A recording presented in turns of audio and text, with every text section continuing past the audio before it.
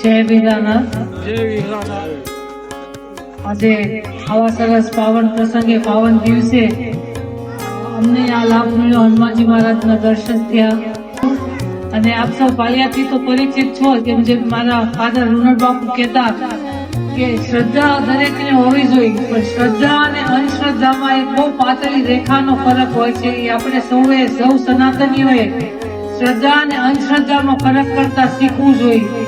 એટલે આજના દિવસે આપ સૌને એ જ પ્રાર્થના કરીશ કે એમાં થોડા જાગૃત થઈએ। આપણું આખો જોઈએ તો આપણો આખો ગુજરાતના એમાં આપણો વિસ્તાર થોડો વધારે અંધશ્રદ્ધા તરફ વળી રહ્યો હોય એવું દેખાઈ રહ્યું છે।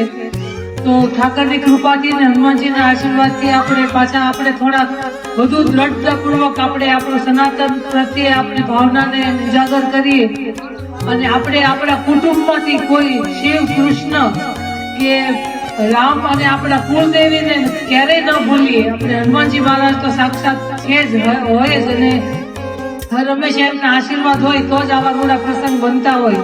વધારે કઈ નહીં કહેતા, ફરીથી એ જ કે હનુમાનજી મહારાજ સૌ ઉપર કૃપા વરસાવતા રહે અને આપણે સૌ એમના કૃપા પાત્ર બની રહી, એ જ પ્રાર્થના। જય વીરાનાથ।